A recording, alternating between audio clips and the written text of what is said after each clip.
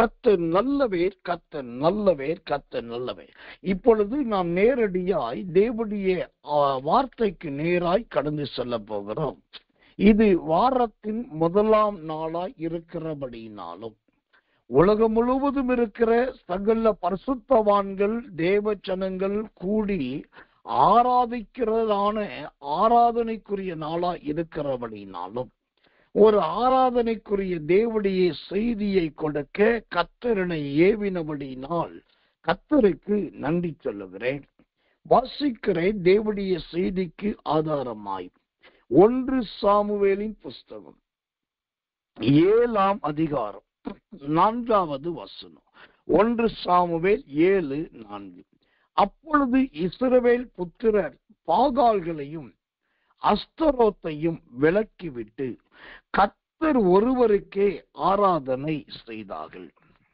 அப்பொழுது இஸ்ரவேல் புத்திரர் பாகால்களையும் அஸ்தரோத்தையும் விலக்கிவிட்டு கர்த்தர் ஒருவருக்கே ஆராதனை செய்தார்கள். கர்த்தருடைய நாமத்துக்கு மகிமை உண்டாவதாக. இங்கு சாமுவேல் தீர்க்கதரிசி நாட்களிலே அந்த சாமுவேல் என்கிற தேவ மனுஷன் அந்த இஸ்ரவேல் ஜனங்களுக்கு நலமானதை போதித்து செம்மையான வழிகளை காட்டிக் கொண்டிருக்கிறார். அப்படி நலமானதை போதித்து செம்மையான வழிகளை காட்டிக் கொண்டிருக்கையில் அந்த நலமான போதனை செம்மையான வழிகளை அறிந்த அந்த ஜனங்கள் என்ன செய்கிறார்கள்? அவர்கள் மத்தியில இருந்ததான பாகால்களையும் அஸ்தரோத் என்கிறதான விக்கிரகங்கள் எல்லாம் கொண்டு வந்து போட்டுவிட்டு அந்த நேரத்திலே அவங்க வேதம் சொல்லுகிறது கர்த்தர் ஒருவருக்கே ஆராதனை செய்தார்கள்.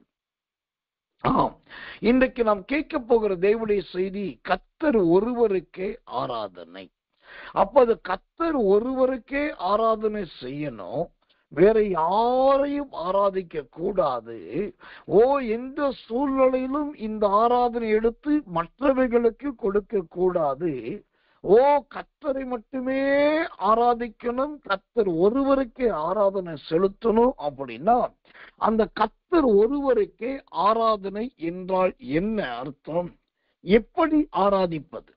கர்த்தருடைய நாமத்துக்கு மகிமை உண்டாவதாக. அந்த கர்த்தர் ஒருவருக்கே செலுத்தப்படுகிற ஆராதனை எப்படிப்பட்ட ஆராதனையா இருக்க வேண்டும்? முதலாவதாக ஒரு வசனத்தை காண்பிக்கிறேன். சற்று கருகலான வார்த்தை தான், ஆனால் எளிமையாய் அது நல்ல ஆராதனைக்கு ஏற்ற வார்த்தை. யாத்திரையாகமத்தின் புஸ்தகம் 22ஆம் அதிகாரம் 20வது வசனம். யாத்திரையாகமம் 22:20. கர்த்தர் ஒருவருக்கே ஒழிய வேற தேவர்களுக்கு பலியிடுகிறவன் சங்கரிக்கப்பட கடவன். கர்த்தர் ஒருவருக்கே ஒழிய வேற தேவர்களுக்கு பலியிடுகிறவன் சங்கரிக்கப்பட கடவன். இங்கு கர்த்தர் ஒருவருக்கே ஆராதனை என்று பார்க்கிறோம். இந்த கர்த்தர் ஒருவருக்கே ஆராதனை என்று சொன்னா அந்த கர்த்தரை ஆராதிக்கிறவர்கள் எப்படிப்பட்டவர்களாய் இருக்க வேண்டும்? அதை குறித்து கடுமையான சில வசனங்களை, கடுமையான சில சத்தியத்தை ஆண்டவர் சொல்லுகிறார். பொதுவாய் ஞாயிற்றுக்கிழமை ஆராதனைகளில் ஆராதனையை குறித்து தேவ செய்தி கொடுக்கும் போது இதையெல்லாம் எந்த ஊழியக்காரரும் அதிகமாய் போதிப்பது கிடையாது. அது போதிக்க தயங்குவதும் உண்டு. ஏனென்றால் அதனுடைய வார்த்தைகள் அப்படி, அந்த வார்த்தைகளுடைய செயல்கள் அப்படி. அப்ப கர்த்தர் ஒருவருக்கே ஆராதனை செய்யாமல் தேவர்களுக்கு பலியிடுகிறவன் சங்கரிக்கப்பட கடவன். அப்போ அந்த தேவர்களுக்கு பலியிடுதல் என்றால் என்ன? அந்த யாத்திரையாகமம் அதே கர்த்தர் அளவு 22ஆம் அதிகாரம் 16வது வசனம் சொல்லுது, நியமிக்கப்படாத ஒரு கன்னிகையை ஒருவன் மோசம் போக்கி அவளோட பயணித்தால் அவன் அவளுக்காக சுதந்திரம் பரிசம் கொடுத்து அவளை விவாகம் பண்ண கடவன். இங்கு கர்த்தர் ஒருவருக்கே அல்லாமல் மற்றவைகளுக்கு செலுத்தப்படுகிற ஆராதனை. அப்ப கர்த்தர் ஒருவருக்கே செலுத்தப்பட வேண்டிய ஆராதனை முதலாவது எப்படி இருக்க வேண்டும்? தனக்கு நியமிக்கப்பட்ட ஒரு விவாகம், தனக்கு நியமிக்கப்பட்ட ஒரு வாழ்க்கை, அந்த தனக்கு நியமிக்கப்பட்ட வாழ்க்கை, தனக்கு நியமிக்கப்பட்ட அந்த விவாகத்தோடு இணைந்து யார் நல்ல ஒரு வாழ்க்கை வாழுகிறார்களோ அவர்கள்தான் கர்த்தர் ஒருவருக்கே ஆராதனையை செலுத்த முடியும். மனம் போன போக்கிலே, மன விருப்பத்தின்படியெல்லாம், சரீரம் தேடுகிறபடியெல்லாம், தன்னை எப்படியும் இருக்கலாம், தேவ சமூகத்துல வந்து கண்ணை மூடி ஜெபித்தா உடனே இந்த பாவங்கள் மன்னிக்கப்பட்டு விடும், மீண்டும் நாம் ஆராதிக்கலாம் என்பது அது கர்த்தர் ஒருவருக்கே செலுத்தப்படுகிற ஆராதனை கிடையாது. இந்த வார்த்தையை நீங்க நல்ல முதலாவது கவனி, கர்த்தர் ஒருவருக்கே ஆராதனை. அப்ப இது எதை காண்பிக்கிறது? சிலர் இந்த காலத்துல இருக்கிறார்கள், அவங்க நல்ல பெந்தேகோஸ்தே சபைக்கு வரும்போது முழங்கால் போட்டு ஸ்தோத்திரம் பண்ணுவாங்க. ரோமன் கேத்தலிக் சபைக்கு போகும்போது அங்கு தண்ணீர் தெளித்து மற்ற சாஸ்திரங்களையும் செய்வாங்க. அதே மனிதர்கள் மற்ற விக்கிரக ஸ்தலங்களுக்கு போகும்போது அங்கு பூஜை புனஸ்கர காரியங்களை செய்வாங்க. இப்ப இப்படிப்பட்ட மனிதர்களுக்கு எந்த கட்டுப்பாடும் கிடையாது. அவங்க எந்த விதமான அந்தரங்க ஜீவியத்தை யாரோடு வாழ்வார்கள். இதை நான் ஆண்களுக்கு மட்டும் சொல்லவில்லை, பெண்களுக்கும் சேர்த்து. பெண்களை மட்டும் குறிப்பிடவில்லை, ஆண்களையும் குறிப்பிட்டு. அப்போ அவங்கவுங்க மன விருப்பத்தின்படி எந்த காரியத்தையும் யாரோடும் செய்துவிட்டு வந்து ஜெபிக்கிறது, ஸ்தோத்தரிக்கிறது, ஆராதிக்கிறது, அப்புறம் காணிக்க செலுத்துறது அப்படின்னாக்கா அவங்களுடைய மனநிலைமை என்ன? இது என் தொழில், இது என் வருமானம், நான் கோயில்ல போய் இதுல ஒரு பகுதியை கடவுளுக்கு கொடுத்துட்டா அல்லது கொஞ்ச நேரம் உட்கார்ந்து ஒரு பாட்டு பாடிட்டு வந்துட்டாக்கா எனக்கு எல்லாமே சரியாயிரும் என்கிற நிலைமை. ஆனா அந்த கர்த்தர் ஒருவருக்கே என்கிற அந்த மகா பரிசுத்த ஆராதனையில இந்த யாத்திரையாகமம் 22:16 சொல்லுகிறபடி நியமிக்கப்படாத ஸ்திரீயோடும் நியமிக்கப்படாத புருஷனோடும் வாழ்க்கைப்படுகளுடைய ஆராதனை தேவனால் அங்கீகரிக்கப்படாது. கர்த்தருடைய நாமத்துக்கு மகிமையும் கிருபையும் தயவும் உண்டாவதாகும். அப்ப கர்த்தர் ஒருவருக்கே ஆராதனை. அந்த ஆராதனை அடுத்தது எப்படி இருக்கக்கூடாது, ஆராதனை எப்படி இருக்க வேண்டும் என்பதை விட அந்த ஆராதனை எப்படி இருக்கக்கூடாது. அடுத்ததாக அதே யாத்திரையாகவும் 22:18 சொல்லுது, சூனியக்காரியை உயிரோடே வைக்க வேண்டாம். இதெல்லாம் சொல்லிட்டு தான் கர்த்தர் சொல்றாரு, கர்த்தர் ஒருவருக்கே ஆராதனை, சூனியக்காரியை உயிரோடு வைக்க வேண்டும். அப்ப என்ன அர்த்தம்? கர்த்தருக்கு ஆராதனை செய்கிறவர்கள், தேவனை ஆராதிக்க விரும்புகிறவர்கள், அந்த தேவனை ஆராதித்து உயர்த்த விரும்புகிறவர்கள் எந்த சூழ்நிலையிலும் எந்த காரணத்திலும் சூனியக்காரர்களோடு அல்லது சூனியம் செய்கிறவர்களோடு கூட சம்பந்தம் கலக்கிறவர்களாய் அவர்களை பயன்படுத்தி கொள்ளுகிறவர்களாய் இருக்கவே கூடாது. ஏன் சூனியக்காரர்கள் வந்து கர்த்தர் ஒருவருக்கே ஆராதனை செய்யக்கூடாது என்று கேட்டா, இந்த சூனியக்காரர்களை குறித்து வேதம் ஒரு விளக்கம் கொடுக்கிறது. என்ன விளக்கம் தெரியுமா? ரொம்ப அதிர்ச்சியான ஒரு விளக்கம். வெளிப்படுத்தல் 22:15. வெளிப்படுத்தல் 22:15. நாய்களும் சூனியக்காரரும் விபச்சாரக்காரரும். இப்போ இந்த சூனியக்காரரை ஆவியானவர் யாரோடு ஒப்பிடுகிறார்? நாய்களோடு. மனிதர்கள் தான் தேவனை ஆராதிக்க முடியும், அவர்கள் ஜீவனுள்ளவர்கள். அப்ப நாய்கள் கர்த்தரை ஆராதிக்க முடியுமா? முடியாது.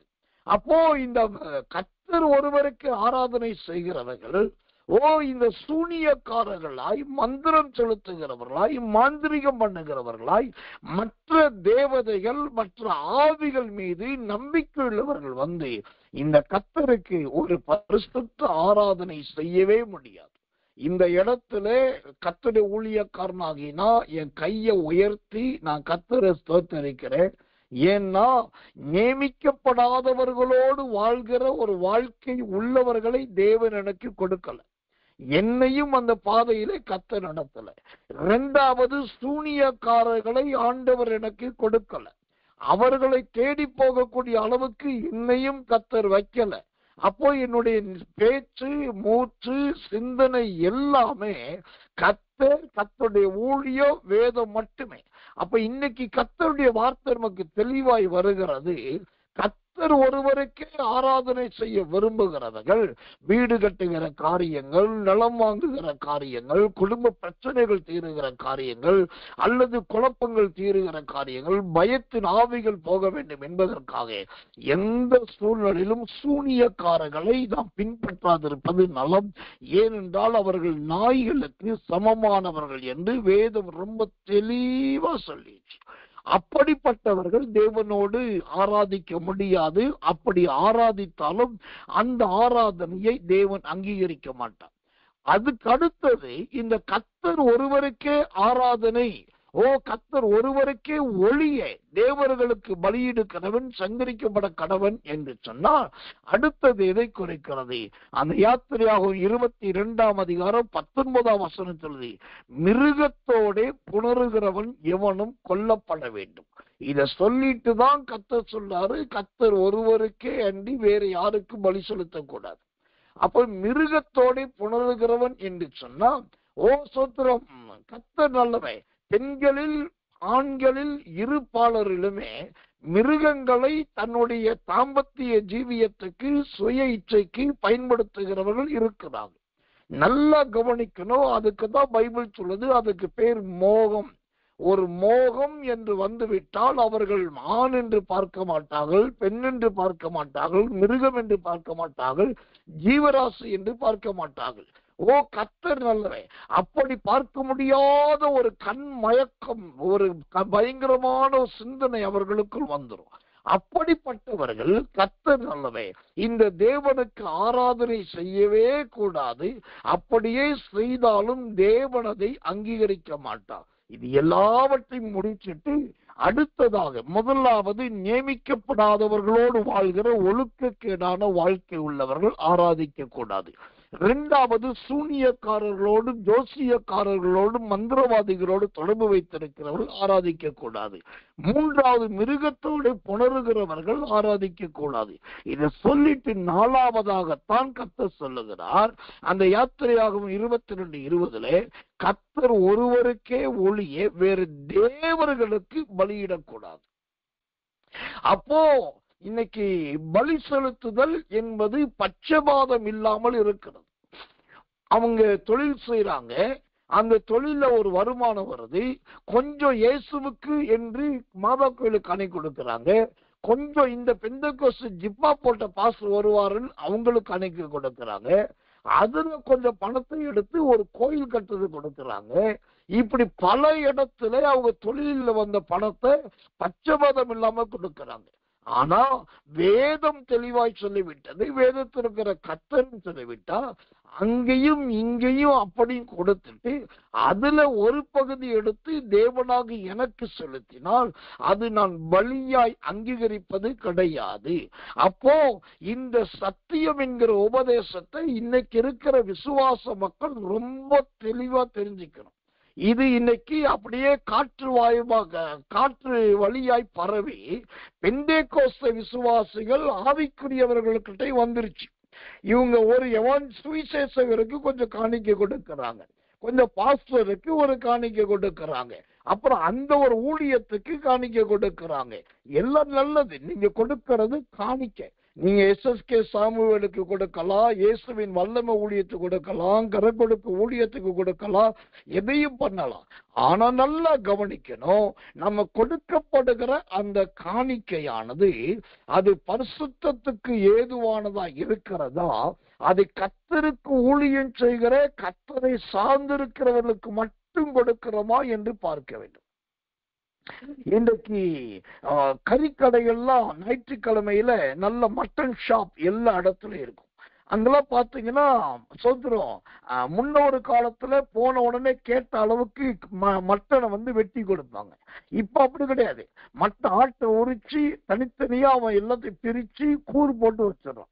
1 கிலோ கறினாக்கா அதுல சொத்துறோம் அப்படி இருக்கும். அதுல கொஞ்சம் எலும்பு இருக்கும், கொஞ்சம் கொழுப்பு இருக்கும், கொஞ்சம் கறி இருக்கும், அப்புறம் கொஞ்சம் மற்ற பொருட்கள்லாம் இருக்கும். எல்லாம் கலந்துதான் 1 கிலோ. அப்படியே கூறு போட்டு வச்சிருவான். அதை யார் கேட்டாலும் பாகுபாடு இல்லாம அதுல ஒரு கூறு, இவருக்கு இந்த கூறு, இவங்களுக்கு அந்த கூறு. அதே போலதான் இன்னைக்கு அநேக தங்களுடைய வருமானத்தை, தங்கள் பொருளாதாரத்தை, தனக்கு வருகிற கர்த்தர் கொடுக்கிற பணத்தை கூறு போட்டு பயன்படுத்துகிறாங்க.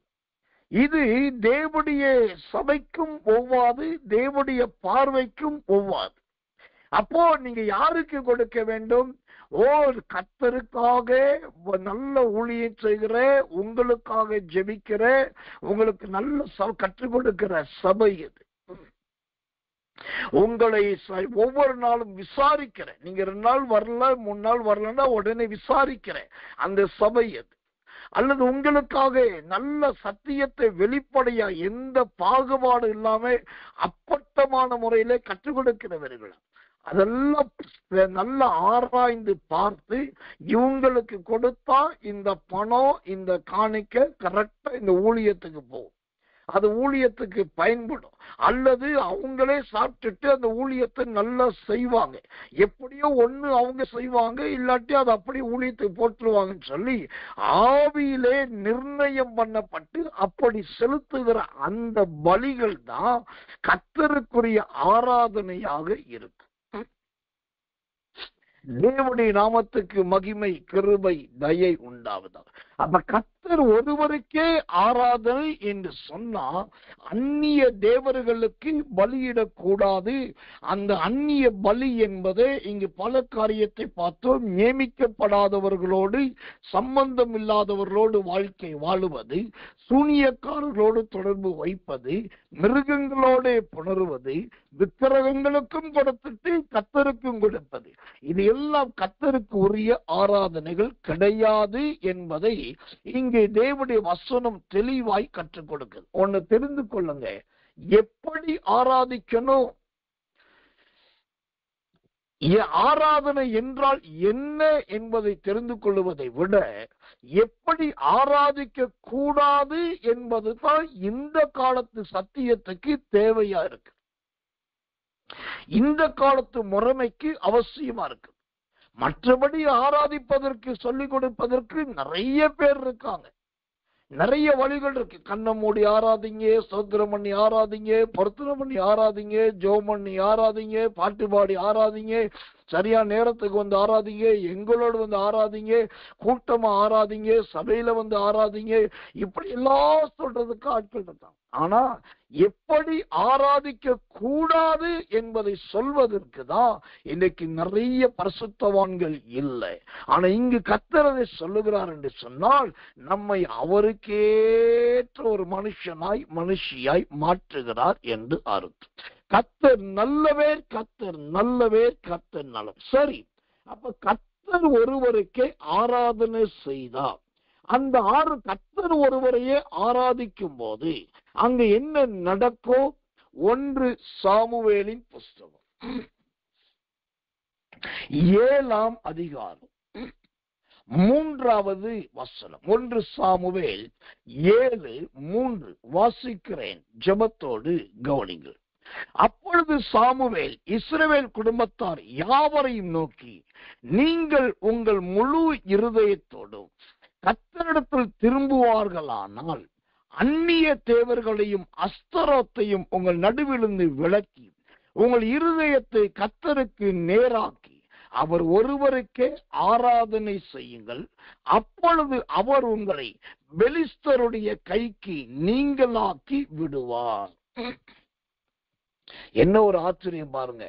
கொஞ்ச நேரத்துக்கு முன்னாடிதான் யாத்திரை ஆகமோ 22ஆம் அதிகாரம் 18, 19, 20 வசனங்களை வாசி 4 பிரிவா விளக்கம் கொடுத்து, ஆனா அதுக்கு ஏற்ற வார்த்தை இங்க ஒரே வசனத்துல வந்துருச்சு. 1 சாமுவேல் 7ஆம் அதிகாரம் 3ஆம் வசனத்துல அதெல்லாத்தையும் கர்த்தர் சொல்லிட்டு அவர் சொல்றாரு, அப்பொழுது அவர் உங்களை பெலிஸ்தருடைய கைக்கு நீங்களாக்கி விடுவார். ஆமென்.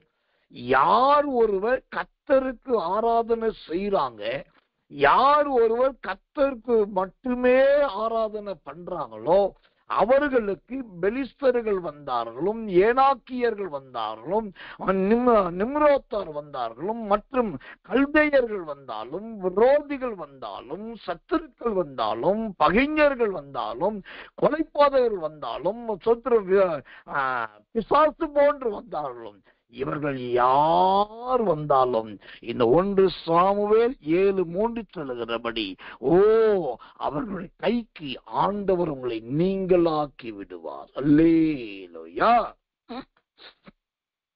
அவர்கள் கைக்கு ஆண்டவர் உங்களை நீங்களாக்கி விடுவார். அவங்க கொந்தளிக்கிற கடல் போல வரலாம், வானத்திலிருந்து பெய்கிற கல் மலை போல வரலாம், திடீரென்று ஏற்படுகிற பூகம்பத்தை போல வரலாம். அவங்க யாரா இருக்கட்டும், பெலிஸ்தரா இருக்கட்டும், விரோதிகளா இருக்கட்டும், சத்துருக்களா இருக்கட்டும், ஏனாக்கியரா இருக்கட்டும், மற்றவர்களா இருக்கட்டும், யாரா இருந்தாலும் சரி, நீங்க கர்த்தருக்கு ஒருவருக்கே ஆராதனை செய்வீர்கள் என்று சொன்னா, இந்த காலை வேளையிலே நான் சொல்லுகிறேன், அந்த தேவாதி தேவன் அவர்களுடைய கைகளுக்கும் அவருடைய பொல்லாப்புகளுக்கும் உங்களை நீங்களாக்கி விடுவார். அல்லேலூயா. இது சாமுவேல் நம்முடைய ஜனங்களுக்கு சொன்ன அருமையான வார்த்தை. கர்த்தர் நல்லவே. அதன்படியே தான் சாமுவேல் காலத்துல யுத்தம் இல்லாதிருந்தது. அதன்படியே தான் சாமுவேல் காலத்துல பட்டய வெட்டி இல்லாதிருந்தது. அதன்படியே தான் சாமுவேல் காலத்துல தேவனுடைய தண்டனைகள் இல்லாதிருந்தது. அதன்படியே தான் சாமுவேல் காலத்துல தேவத்துவம் நிறைந்திருந்தது. காரணம், அங்க ஜனங்களை கடிந்து கொள்ள ஒரு ஆசாரியன் இருந்தான். மேலோட்டமா சத்தியத்தை போதிக்கிறது, மகிழ்ச்சிக்கேற்ற செய்தியை கொடுக்கிறவனாய் அல்லாமல் கடிந்து கொள்ளுகிற ஒரு ஆசாரியனாக அந்த சாமுவேல் காணப்பட்டார். எச்சரிக்கிற மனுஷனாய் அந்த சாமுவேல் காணப்பட்டார். கடிந்து கொள்ளுதலை மட்டும் சொல்லாமல் ஆண்டவர் எப்படி நம்மை நீங்களாக்குவார் என்கிற சத்தியத்தையும் சொன்னார். ஒரு பக்கம் உபதேசம், மறுபக்கம் சத்தியம். உபதேசம் என்றால் என்ன, சத்தியம் என்றால் என்ன? உபதேசம் என்பது மனுஷன் வாழ வேண்டிய வாழ்க்கை நெறிமுறைகளை கற்றுக் கொடுப்பதா உபதேசம். சத்தியம் என்பது அக்கிரமத்திலிருந்தும் அநியாயத்திலிருந்தும் பாவத்திலிருந்தும் ஆண்டவரால் விடுவிக்கப்படுவதற்கு பேர்தான் சத்தியம். இந்த உபதேசத்துக்கும் சத்தியத்துக்கும் உள்ள வித்தியாசம் முதலாவது சபையார் தெரிந்து கொள்ள வேண்டும். இன்னைக்கு நிறைய பேருக்கு இந்த உபதேசம் என்றால் என்ன, சத்தியம் என்னவென்றால் தெரியாமத்தான் நிறைய குழம்பி போகிறார்கள். ஊழியர்களும் குழப்புகிறார்கள், ஜனங்களும் குழம்புகிறார்கள். நேற்றைக்கு பேஸ்புக்கில் ஒரு செய்தியை நான் பார்த்தேன். நான் பேரை சொல்ல விரும்பல, பொதுவா யார் பேரையும் நன்மை அல்லாமல் பெயர் சொல்ல மாட்டேன் என்பது உங்களுக்கு தெரியும். எனக்கு தெரிந்த ஒரு ஊழியக்காரர், அவர் ஒரு பக்கத்துல பைபிள் டீச்சர், மறுபக்கத்துல எபிரேய மொழி கற்றுக் கொடுக்கிறார், இன்னொரு பக்கத்துல அவர் பாஸ்டர், அப்புறம் இப்படி நிறைய அவர் அருமையான ஒரு ஆர்த்தர், அது நல்ல ஒரு, அதாவது நிறைய புஸ்தகங்கள் எழுதினவர். இப்படி அவரை குறித்து நிறைய சொல்லலாம். நல்ல மல்டி டேலண்ட், பயங்கர கிரேஸ் சொல்றோம், ஹோலி ஸ்பிரிட், நல்ல அபிஷேகம், நல்ல கிருபையும் பரிசுத்தாவி பெற்ற மனுஷன். ஆனா அவர் இன்னொரு பிரபல்யமான ஊழியக்காரரை குறித்து பேஸ்புக்ல போட்டு இவருடைய உபதேசம் என்ன அப்படின்னு கேட்டிருக்காரு. அதற்கு இவர் எந்த ஊழியக்காரர் இவருடைய உபதேசம் என்னன்னு கேட்டாரா? அவர் இல்லாம மற்ற கண்ட விசுவாசிகளோ கண்ட சகோதர சகோதரிகளோ அவங்கவுங்க இஷ்டத்துக்கு அங்க பதில் சொல்றாங்க. அப்ப நான் ரொம்ப வேதனைப்பட்டேன். ஒரு தேறின மனுஷன் என்று யாரை நான் நினைத்தேனோ, நல்ல அருமையான போதகர் என்று யாரை யோசித்தேனோ, அதே மனுஷன் இன்னொரு மனுஷனை வெட்ட வெளியிலே பட்ட பகலிலே தான் தேறினவன் என்பதை காண்பிப்பதற்காக அங்கே உபதேசத்தை ஒரு கேள்விக்குறியா வச்சு சத்தியத்தை குழப்பிட்டார். இந்த கேட்கிற தேவ ஜனங்கள் ரொம்ப கவனமாய் இருக்க வேண்டும். உபதேசம் என்பது வேறு, சத்தியம் என்பது வேறு. உபதேசம் என்பது புதிய ஏற்பாட்டு காலத்துல வெளியில போகும்போது கால் கழுவிட்டு போவது, கை கழுவிட்டு போவது. உள்ளே வரும்போது கால் கழுவிட்டு வருவது, கை கழுவிட்டு வருவது. கைகளை கழுவாமல் சுத்தம் பண்ணாமல் சாப்பிடாது இருப்பது. அப்புறம் தலை சீவுவது, எண்ணெய் பூசுவது, முகத்தை கழுவுவது, இது எல்லாமே உபதேசத்துல வரும். இப்படிதான் வாழணும் என்கிற நடைமுறையை கற்றுக் கொடுப்பதற்கு பேர்தான் உபதேசம். ஆண்டவரும் கூட அவர் உபதேசித்தார் என்று பார்க்கிறோம். எல்லா இடத்திலும் உபதேசிக்கவில்லை, எல்லா இடத்திலும் உபதேசத்தை தூக்கி பிடிக்கவில்லை. பிசாசு பிடித்தவர் மத்தியில போகும்போது சத்தியத்தை பேசினார். சத்திரம் தேறின மக்கள் மத்தியில் வரும்போது உபதேசத்தை பேசினார். அப்போ உபதேசம் என்பது வாழ்க்கையின் நடைமுறையை கற்றுக் கொடுக்கிற காரியமா இருக்கிறது. மோசையின் ஊழியத்தை பார்த்தீங்கன்னா பெரும்பாலான போதனைகள் உபதேசமாகத்தான் இருக்கும். கண்ணுக்கு கண்ணு, பல்லுக்கு பல்லு, நீ அதை குளிக்கணும், இப்படி குளிக்கணும், குளிச்சுதான் எடுக்கணும், வஸ்திரத்தை மாத்தணும், பாதரட்சையை போடணும், ஆசாரிய வஸ்திரத்தை உடுத்தணும், அப்புறம் இந்த கீரையை சாப்பிடணும், அந்த அப்பத்தை சாப்பிடணும், இன்னைக்கு தான் சாப்பிடணும், இந்த காலையில் தான் சாப்பிடணும், நைட்டு சாப்பிடக்கூடாது, ரத்தத்தை பூசணும், இந்த இடத்துல பூசணும், அங்க பூசக்கூடாது, இப்படி மேகம் வந்தா எழும்பணும், மேகம் வராட்டி எழும்பக்கூடாது. இப்படி மோசையின் காரியங்கள் எல்லாமே பார்த்தீங்கன்னா பெரும்பாலானவர்கள் உபதேசமாகத்தான் இருந்தது. அதனாலதான் யாத்திரையாகும் 4ஆம் அதிகாரம் 12ஆம் வசனம் 17ஆம் வசனத்துல நீ போ, நான் உன் வாயோடு கொண்டு நான் உன்னை போதிப்பேன் என்று சொன்ன. அப்ப இந்த போதனை என்பது உபதேசத்தை சார்ந்தது. ஆனா அதே போல இயேசு கிறிஸ்துவை குறித்து நீங்க பாத்தீங்கன்னாக்கா அவர் இந்த உபதேசத்தை விட சத்தியத்தை அதிகமாய் பேசினார். பிசாசின் பிடியிலிருந்து விடுதலையாவது எப்படி, நோயிலிருந்து விடுதலையாவது எப்படி, நான் உன்னை சுகமாக்க வேண்டும் என்று விரும்புகிறாயா, அப்பாலே போ சாத்தானே, சாத்தானுடைய பிடியிலிருந்து இவளை விடுவிக்க வேண்டியது அல்லவா. இப்படி அவர் பேசினது எல்லாமே பெரும்பாலும் சத்தியம். அப்போ மோசே உபதேசித்தார், இயேசுவானவர் சத்தியத்தை கொடுத்தார். மோசையின் ஊழியம் ஜனங்களை நடைமுறைக்குள் கொண்டு வந்தது, இயேசுவின் சத்தியமோ பரலோகத்துக்கு கொண்டு போனது.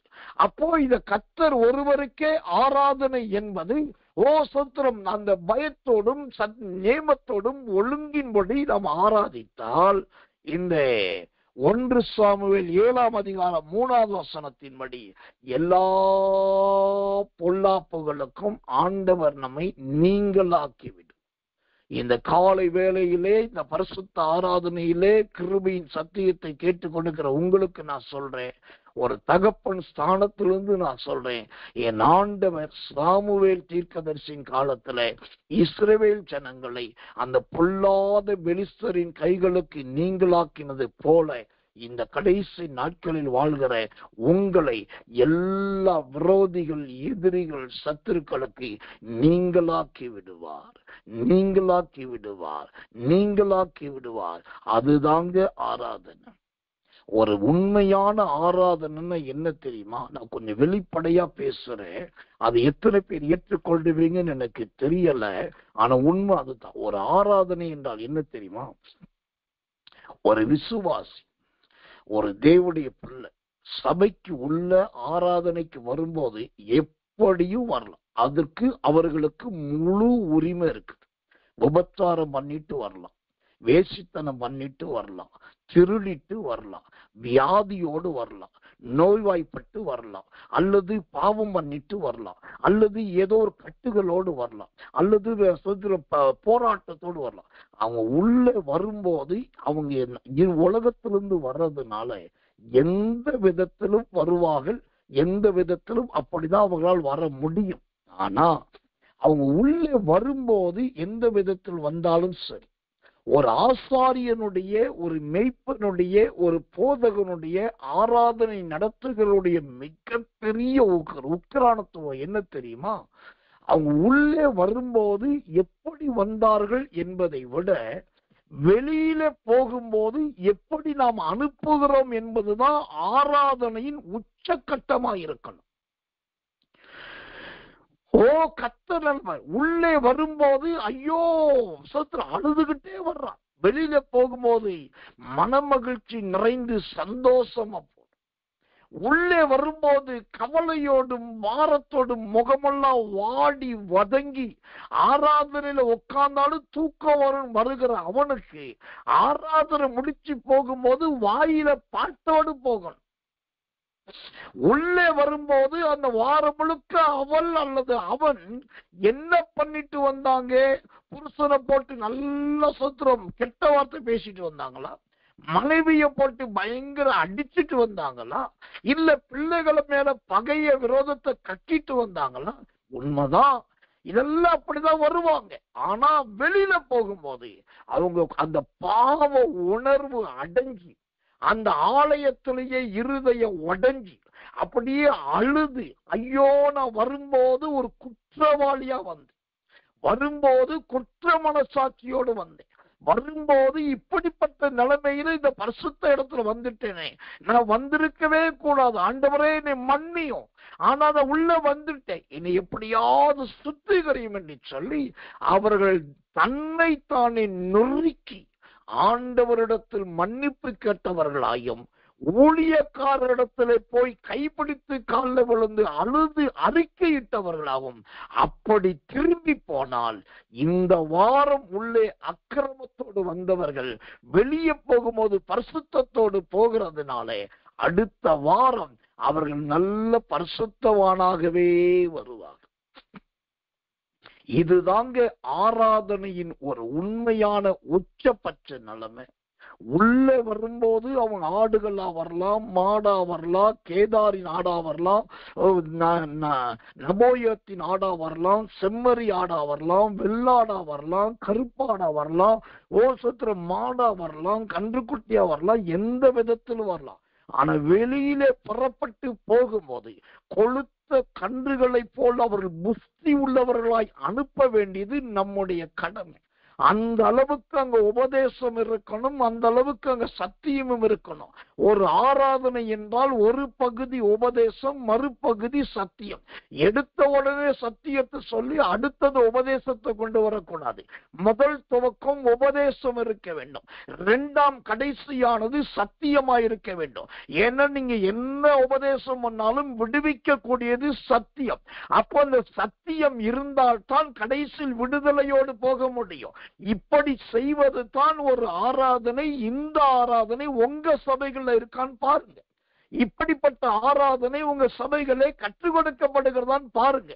ஒரு ஆராதனை என்பது மனுஷனை மாற்ற வேண்டும், சுபாவத்தை மாற்ற வேண்டும், குணத்தை மாற்ற வேண்டும், நடத்தையை மாற்ற வேண்டும், பழக்க வழக்கத்தை மாற்ற வேண்டும்.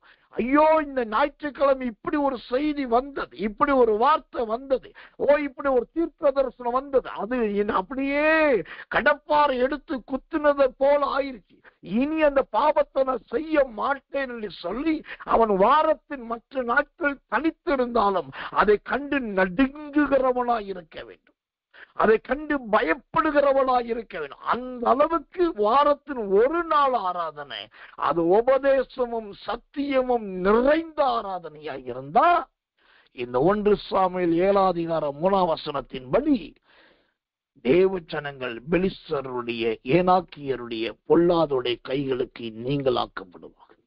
ஆனா இன்னைக்கு உபதேசம் என்ன தெரியுமா? நீ எப்படி இருந்துக்கோங்க, உள்ள வரும்போது வெள்ளை ட்ரெஸ் போட்டுதான் வரணும், உள்ள வரும்போது தலைக்கு எண்ணெய் தேய்ச்சிட்டு தான் வரணும், உள்ள வரும்போது நீ வசதி குடும்பமா தான் வரணும், உள்ள வரும்போதே அப்படி பண்ணிட்டு வெளி தோற்றத்தை நிறைய கற்றுக் கொடுக்கிறோம். அதை வெளியில அனுப்பும் போது நாம் எப்படி அனுப்புகிறோம் என்கிற மனசாட்சி இன்னைக்கு நிறைய பேருடைய இருதயத்தில் சூடுண்ட பொய்யராய் மாற்றிக் கொண்டிருக்குது. ஆனா தேவனோடு நடக்கிற ஒரு தேவ மனுஷன், தேவனோடு நடக்கிற ஒரு தேவ மனுஷி அந்த ஆராதனைக்கு முன்பாய் தேவ சமூகத்தில் உட்கார்ந்து என் ஜனங்களை இன்றைக்கு நான் உருவாக்க வேண்டும் ஆண்டவரே, எரேமியா 18ஆம் அதிகாரத்திலே அந்த குயவன் எப்படி அந்த பாத்திரத்தை உருவாக்குறானோ என்னை அப்படி உருவாக்கும். யோவான் சுவிசேஷத்தில் எப்படி நீ சீசர்களின் கால்களை கழுவினீரோ என் வார்த்தை ஒவ்வொருவரை கழுவணும் ஆண்டவரே. ஐயோ ஆண்டவரே, கர்த்தர் பேதுருவின் சத்தத்தை கேட்டவர்கள் எப்படி குத்தப்பட்டு சோத்திரம் மனம் திரும்பினார்களோ, ரட்சிக்கப்பட்டார்களோ, என் சத்தத்தை கேட்க ரட்சிக்கப்படும் ஆண்டவரே. பவுல் சீலாவின் பாடல்களை கேட்டவர்கள் பவுலையும் சீலாவை பார்த்து ஆண்டவமாறு என்று சொன்னார்களே, என்னை பார்க்கிறவர்கள் ஆண்டவரை பார்க்கணும் ஆண்டவரை என்று சொல்லி ஆராதனைக்கு வர்றதுக்கு முன்னாடியே ஆசாரியனும் ஆசாரியுடைய துணைவியாரோ தேவ சமூகத்துல கரம் பிடித்து கண்ணீர் விட்டு வந்தால் இந்த மாற்றங்கள் நடக்கும். இந்த உபதேசமும் விளங்கும், சத்தியமும் விளங்கும். உள்ளே வருகிறவர்கள் வேஷம் போட்டவர்களாய் வருவார்கள், வெளியே போகும்போது மறுரூபமானவர்களாய் போவார்கள். அல்லேலூயா. ஆனா நம்ம எதிர்பார்க்க என்ன தெரியுமா? என் சபைக்கு வர்றவங்க, என் கூட்டத்துக்கு வர்றவங்க, ஆராதனைக்கு வரும்போதே மறுரூபமாகத்தான் வரணும் எதிர்பார்க்கிறோம். வல்லமை உள்ளவங்க பெரிய ஆட்கள் தான் வரணும் பார்க்கிறோம். ஆனா அப்படின்னா நீங்கள் எதற்கு, நீங்க என்ன செய்ய போறீங்க? போடப்பட்ட அஸ்திபாரத்தின் மேலே இன்னொரு அஸ்திபாரத்தை போட போறீங்களா? அப்படி போடப்பட்ட அஸ்திபாரத்தின் மேலேயே அஸ்திபாரத்தை போட்டா அது இரும்பும் வெண்கலமும் கல்லும் மண்ணும் வைக்கோலுமாய் போய்விடும். அப்ப நம்முடைய வேலை என்ன? போடப்பட்ட அஸ்திவாரத்தின் மேல நல்லா வர்றவனுக்கு திரும்ப போதிக்கிறது அல்ல, நல்லா இல்லாதவர்களுக்கு தெளிவாய் போதித்து அவர்களை புதிய சீயோனாய் கட்டி எழுப்ப வேண்டும். இதுதான் ஆராதனை. இந்த சவால் மிகுந்த ஆராதனை, இந்த மாற்றத்தை கொடுக்கிற ஆராதனை, இந்த உருவாக்குகிற ஆராதனைகள் இன்றைக்கு தேடினாலும் கிடைக்காததற்கு. கர்த்தருக்கு மகிமை உண்டாவதா. என் ஜனங்களுக்கு நான் சொல்றேன், நையாண்டி பண்றேன், ஏளனம் பண்ணுகிறேன், ஆராதனை பலிபீடத்துல வச்சுக்கிட்டு தன்னை குறித்து உயர்த்தி பேசி கொண்டிருக்கிறேன், கட்டுக்கதைகளை பேசுகிறேன். அப்படிப்பட்ட காரிய ஆராதனைகளை விட்டு விலகுங்கள். அப்படிப்பட்ட ஆலயங்களை விட்டு விலகுங்கள். பயத்தை கொடுக்கிற, நடுக்கத்தை கொடுக்கிற, வாழ்க்கை நடைமுறை வாழ்வதற்கு வழிமுறையை சொல்லிக் கொடுக்கிற, இதுதான் சத்தியம் என்று கண்ணீரோடு போதிக்கிற, உங்களுக்காக அங்கலாய்க்கிற, கடிந்து கொண்டு எச்சரிக்கிற அப்படிப்பட்ட ஆராதனைகளையும் அப்படிப்பட்ட ஊழியக்காரர்களையும் அப்படிப்பட்ட சபைகளையும் தாராளம் தாங்குங்கள், தாராளம் உதவி செய்யுங்கள், தாராளம் தொடர்ந்து போங்க. அந்த சபைகளை, அந்த ஊழியத்தை, அந்த ஊழியக்காரரை விட்டு மரணமே அல்லாமல் வேறு ஒன்றும் உங்களை பிரிக்காதிருப்பதாக. கர்த்தர் நல்லவே. இதுதாங்க ஆராதனை. ஆராதனை என்கிற ஒரு வார்த்தை, கர்த்தர் ஒருவருக்கே ஆராதனை. அந்த கர்த்தர் ஒருவருக்கே ஆராதனைங்கிறது ஒரு வார்த்தையிலே இவ்வளவு மகிமையே, இவ்வளவு சத்தியத்தாண்டு வச்சிருக்கிறார். தேவனுக்கு மகிமை, கிருபை, தயை உண்டாவதாக. அடுத்ததாக கர்த்தருடைய நாமம் மகிமைப்படுவதாக. இந்த கர்த்தர் அல்லவே ஆராதனை என்றால் என்ன? கர்த்தர் ஒருவருக்கே ஆராதனை என்பது என்ன, எதை குறிக்கிறது? சங்கீதங்களின் புஸ்தகம் 51ஆம் சங்கீதம் 4வது வசனம். சங்கீதம் 51:4 வாசிக்கிறேன், ஜெபத்தோடு கவனிங்கள். தேவரீர் ஒருவருக்கே விரோதமாய் நான் பாவம் செய்து உமது கண்களுக்கு முன்பாக பொல்லாப்பானதை நடப்பித்தேன். நீர் பேசும்போது உம்முடைய நீதி விளங்கவும், நீ நியாயம் தீர்க்கும் போது உம்முடைய பரிசுத்தம் விளங்கவும் இதை அறிக்கையிடுகிறேன். அல்லேலூயா. ஒரு ஆராதனை என்றால் என்ன என்பதை இங்கு சங்கீதக்காரன் ரொம்ப தெளிவா சொல்லிட்டான். தேவன் ஒருவருக்கு விரோதமாக பாவம் செய்து, ஆனா அந்த பாவத்தை, அந்த மீறுதலை, அந்த அக்கிரமத்தை நான் வச்சுக்கல. இப்ப என்ன பண்றது தெரியுமா? நான் அறிக்கையிடுகிறேன். ஒரு ஆராதனை என்பது தேவனுடைய சன்னிதானத்தில் போகும்போது தன் இருதயமாகிய புஸ்தகத்தை திறந்து அது அப்படியே ஒளிவு மறைவு இல்லாமல் வாசிப்பதற்கு பேர் தாங்க ஒரு பர்சனல் சர்வீஸ், ஒரு தனிப்பட்ட ஆராதனை, ஒரு தனியார். ஒவ்வொருத்தரும் ஒரு காலத்துல சபைகள் இப்படிதான் இருந்துச்சு. உள்ள வந்த அறிக்கையிட்டாங்க, நான் பிரச்சனை பண்ணிட்டேன், ஐயோ நான் பொய் சொல்லிட்டேன், ஐயோ நான் அடிச்சுட்டேன், ஐயோ நான் தகராறு பண்ணிட்டேன், ஐயோ நான் பைபிள் வாசிக்காம வந்துட்டேன், ஐயோ இந்த வாரம் வீட்டுக்கு நான் போகாம வந்துட்டேன், ஐயோ இந்த வாரம் ஊழியத்தை செய்யாம விட்டுட்டேன். வந்து ஒவ்வொரு ஞாயிற்றுக்கிழமையும் ஜனங்க அறிக்கையிடுகிறவர்களா இருந்தார்கள். நல்ல ஒரு ஆராதனை என்பது முன்னாடி இருந்துகிட்டு ஸ்தோத்திரம் பண்ணு, துதி, ஆராதி, பாட்டு பாடு, கைத்தட்டு, எழுந்து நெல்லு, உட்காரு, குனிஞ்சி, நெற்றிப்பட, அப்படி சொல்லி இப்படி சொல்லி அல்ல. நல்ல ஒரு ஆராதனை என்பது ஒரு ஆசாரியன் ஒரு லேவியன் மேல இருந்து ஆராதனைக்குள் நடத்தும் போது அவர்களுக்குள்ள புறப்படுகிற அந்த நல்லத தைலம், அந்த கந்த பிசின் வாடை, அந்த சாம்பிராணியின் மனம், நல்ல துதியின் பலியானது ஒவ்வொரு விசுவாசியின் இருதயத்தை புஸ்தகமா திறந்து அவங்க உதடுகள் அறிக்கை செய்கிறதா மாறணும். அது அப்படியே சொல்லணும்.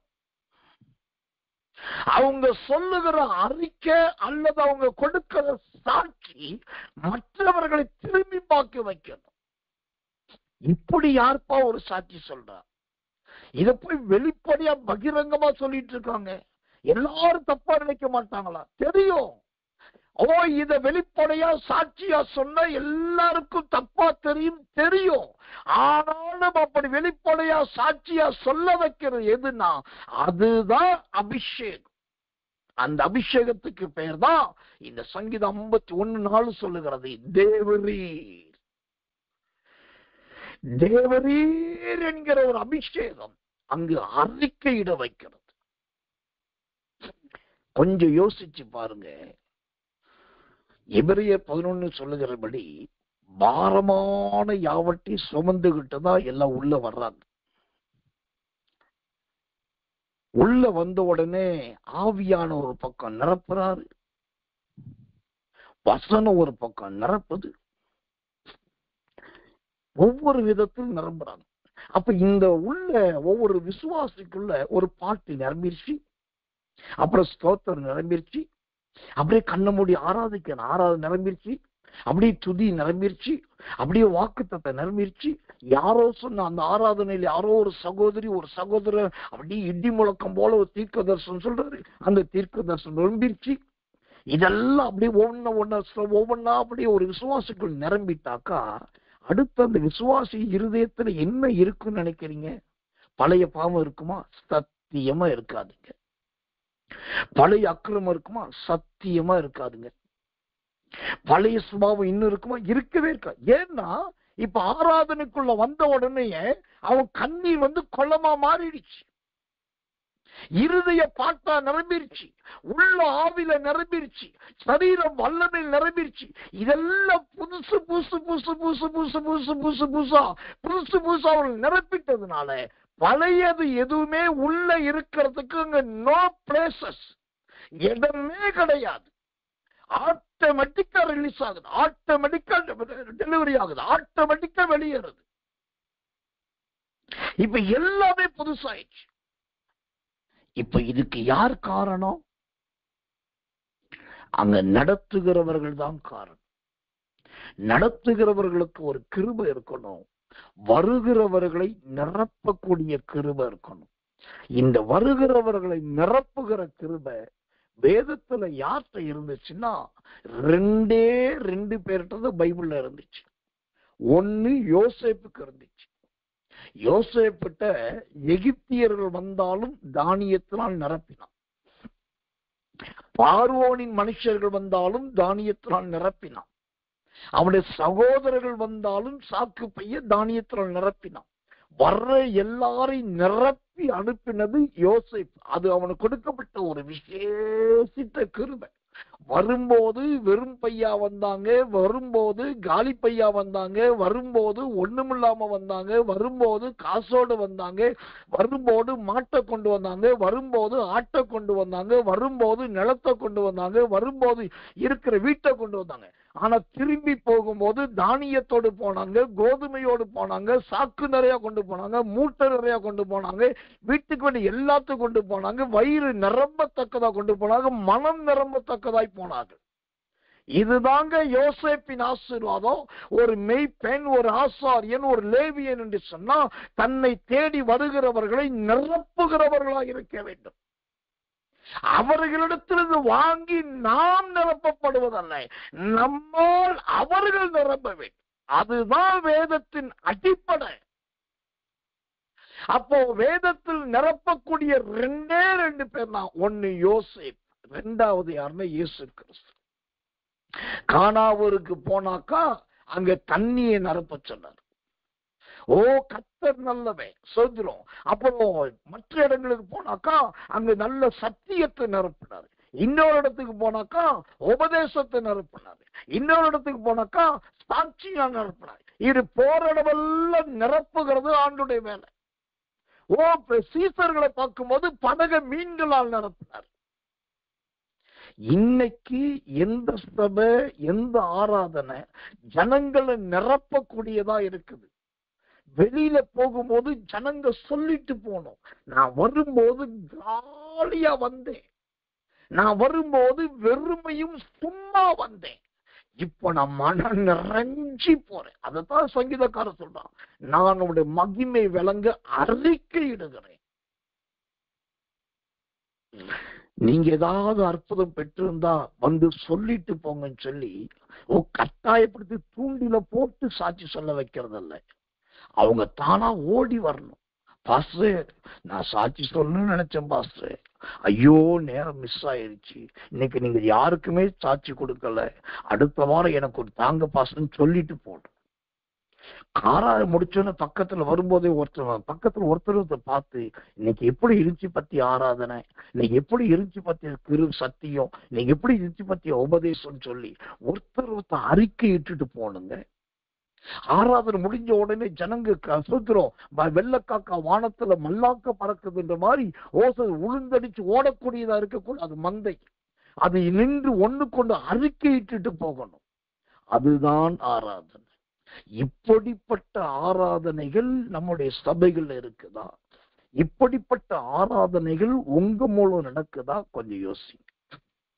இல்லாவிட்டால் இந்த தேவ செய்தியை கேட்கிற நீங்கள், என்னிடத்தில் ஏதோ சில தவறுகள் இருக்கு ஆண்டவரே, என்னிடத்தில் இன்னும் குறை இருக்குது ஆண்டவரே, என்னை முதலாவது நான் போய் தனிச்சு உட்கார்றேன், என்னை நான் சுத்திகரித்துக் கொள்ளுகிறேன், என்னை நான் பக்குவப்படுத்திக்கிறேன், என்னை ஆயத்தப்படுத்த, அதுக்கப்புறம் என் ஜனங்களை சந்திக்கிறேன் அப்படின்னு சொல்லிட்டு முதலாவது தேவ சமூகத்தில் உட்கார பழகுங்கள். கர்த்தர் நல்லவே, கர்த்தர் நல்லவே, கர்த்தர் நல்லவே. தேவனுடைய நாமத்துக்கு மகிமையும் கிருபையும் தயவும் மகிமையும் வல்லமையும் உண்டாவதாக. கர்த்தருடைய நாமம் உயர்த்தப்படுவதாக. கடைசியாக இந்த ஆராதனை என்பது என்ன? இந்த ஆராதனை என்பது எதை குறிக்கிறதா இருக்கிறது? தேவனுடைய நாமத்துக்கு மகிமை உண்டாவதாக. வாசிக்கிறேன் மத்தேயு சுவிசேஷத்தின் புஸ்தகம் 4ஆம் அதிகாரம் 10வது வசனம். மத்தேயு 4:10 வாசிக்கிறேன். ஜெபத்தோடு கவனிங்கள். தேவனுடைய நாமத்துக்கு மகிமையும் கிருபையும் தயவும் உண்டாவதாக. அப்பொழுது இயேசு, அப்பாலே போ சாத்தானே, உன் தேவனாகிய கர்த்தரை பணிந்து கொண்டு அவர் ஒருவருக்கு ஆராதனை செய்வாயாக என்று எழுதியிருக்கிறதே என்றார். அப்பொழுது பிசாசானவன் அவரை விட்டு விலகி போனான். உடனே தேவ தூதர்கள் வந்து அவருக்கு பணிவிடை செய்தார்கள். அல்லேலூயா, அல்லேலூயா, அல்லேலூயா. ஒரு உண்மையான ஆராதனையில அங்கு பயங்கரமான 2 2 காரியம் நடக்குதுங்க. அந்த மத்தேயு சுவிசேஷம் 4ஆம் அதிகாரம் 10, 11 உங்களுடைய ஆராதனையின் சவால் வார்த்தையா எடுத்துக்கொள்ளுங்க. அங்க என்ன நடக்குது தெரியுமா? ஒரு பக்கம் சாத்தான் போகிறான், மறுபக்கம் தேவதூதர்கள் வருகிறான். இதுதான் உண்மையான ஆராதனையின் உச்சபட்சம். உள்ள இருக்கிற சாத்தான் போகணும், பிசாசு போகணும், பேய் போகணும், அந்தகாரம் போகணும், இருளின் ஆவி போகணும், விழுந்து போன ஆவி போகணும், பாதாளத்தின் ஆவி போகணும், பயத்தின் ஆவி போகணும், நடுக்கத்தின் ஆவி போகணும், வியாதியின் ஆவி போகணும், பிடிக்கிற ஆவி போகணும், துரத்துகிற ஆவி போகணும், அலைக்கழிக்கிற ஆவி போகணும், எல்லாம் போகணும். மறுபக்கத்திலே தூதர்கள் உள்ளே வரணும், கர்த்தருடைய தூதர்கள் வரணும், தேவ தூதர்கள் வரணும், மகிமையின் தூதர்கள் வரணும், நற்செய்தியின் தூதர்கள் வரணும். அவர்கள் வந்து அங்கே பணிவிடை செய்ய வேண்டும். இங்க சாத்தானுக்கு ஒரு வேலையும் தூதனுக்கு ஒரு வேலையும் பாருங்க. சாத்தானுக்கு என்ன வேலை தெரியுமா? வாய் நிரம்ப பேசுகிற வேலை. ஏன்னா 9ஆம் வசனம் சொல்றான், நீ சாஸ்திராகமா விழுந்து என்னை பணிந்து கொண்டால் இவைகள் எல்லாம் உமக்கு தருவேன். வாய் நிரம்ப வாய் கிளிய பேசுறது சாத்தானுடைய வேலை. ஆனா தூதர்களுடைய வேலையை பாருங்க. 11ஆம் வசனம், சோத்திரம், உடனே தேவ தூதர்கள் வந்து அவருக்கு பணிவிடை செய்தார்கள். இப்ப தெரியுதா? உங்களால் உருவாக்கப்பட்ட ஜனங்கள் உங்க சபைக்கு வருகிறவர்கள் பயங்கரமா பேசுறாங்க, ரொம்ப பேசுறாங்க, கோல் பேசுறாங்க, குற்றம் பேசுறாங்க, குறை பேசுறாங்க, அநியாயம் பேசுறாங்க. எங்களை குற்றம் சாட்டுவதே என் விசுவாசி வேலையா இருக்குன்னா, இன்னும் அவங்க சாத்தானுக்குள்ளதான் இருக்கிறாங்க, இன்னும் கர்த்தருக்குள் இல்லைன்னு அர்த்தம். இதுதான் உண்மை. ஆனா அதே ஜனங்கள் தேவையில்லாத பேசுவதை நிறுத்திட்டு, குறை சொல்றத, குற்றம் சாட்டுறத, பழி சுமத்துறத, கோல் மூட்டுறத எல்லாம் விட்டுட்டு ஓடி வந்து உதவி செய்யறாங்க, ஓடி வந்து சமையல் பண்றாங்க, ஓடி வந்து தண்ணி எடுத்து கொடுக்கறாங்க, ஓடி வந்து பாய விரிக்கிறாங்க, ஓடி வந்து சாப்பாடு போடுறாங்க, ஓடி போய் அதை சொன்னது செய்யறாங்க, ஓடி போய் உடனே ஃபேன் ஆஃப் பண்றாங்க, ஓடி போய் ஆராதனை முடிஞ்சோடனே சேர்லாம் ஒழுக்கமா எடுத்து போடுறாங்க. தானாகவே அங்க கிரியை நடக்குது. அப்படின்னாக்கா அங்க தேவ தூதர்களுடைய செயல் இருக்குன்னு அர்த்தம். ஒரு ஆராதனைனாக்கா சாத்தான் வெளியே போகணும், தூதன் உள்ளே வரணும். அங்க தேவனுடைய ஆராதனைனாக்கா அங்க வீண் பேச்சு இருக்க கூடாது, அங்க செயல்தான் இருக்க வேண்டும். என்ன ஒரு அருமையான உபதேசம், என்ன அழகான ஒரு சத்தியம். இன்னைக்கு சபைகள்ல, இன்னைக்கு ஆராதனைகள்ல, இன்னைக்கு இருக்கிற ஊழியங்கள்ல இதெல்லாம் இருக்குதா என்பதை பாருங்க. தேவனுக்கு மகிமை உண்டாவதா, சாத்தானுக்கு இடம் கொடுக்க வேண்டாம். ஜனங்களை பார்த்து சொல்றதை விட முதலாவது முக்கியத்துவமா இருக்கிற நாம் சாத்தானுக்கு இடம் கொடுக்க வேண்டாம். நம்முடைய ஜீவியத்துல தேவதூதருடைய பணிவிட இருக்குதான் பாருங்க. தேவதூதர்கள் பேசுகிறவர்கள் அல்ல, தேவதூதர்கள் உழப்புகிறவர்கள் அல்ல, தேவதூதர்கள் வார்த்தைகளை கொட்டுகிறவர்கள். அவர்கள் பணிவிடை செய்ய ஆயத்தமானவர்கள். ஜனங்களை இப்படிதான் மாற்றணும், ஜனங்களை இப்படிதான் உருவாக்கணும். அதுதான் ஆராதனை.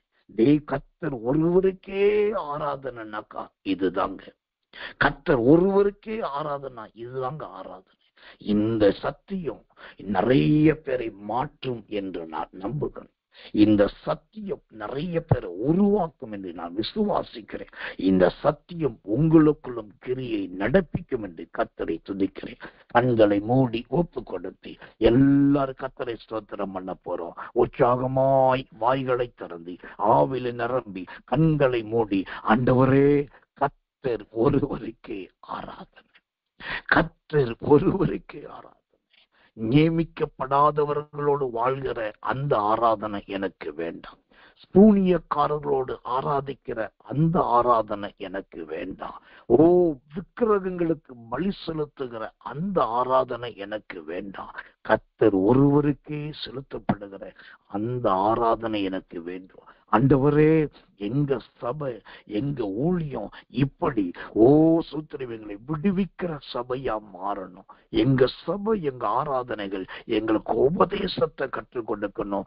எங்க சபை, எங்க ஆராதனைகள் எங்களுக்கு சத்தியத்தினை நடத்தணும். ஒரு பக்கம் உபதேசமும் மறுபக்கம் சத்தியத்தில் விடுதலையும் எங்களுக்கு தரணும். ஆண்டவரே, நாங்கள் சாத்தானை போல பேசுகிறவர்களாய் அல்ல, தூதர்களை போல பணிவிடை செய்கிறவர்களாய் எங்களை மாற்றவும் என்று சொல்லி ஒப்பு கொடுத்து எல்லார் கர்த்தரை ஸ்தோத்திரம் பண்ணுவோம். நாம் ஜெபிப்போம். அன்புள்ள நல்ல பரம பிதாவே, நல்ல அருமையான இந்த காலை வேலைக்காக ஸ்தோத்திரம்.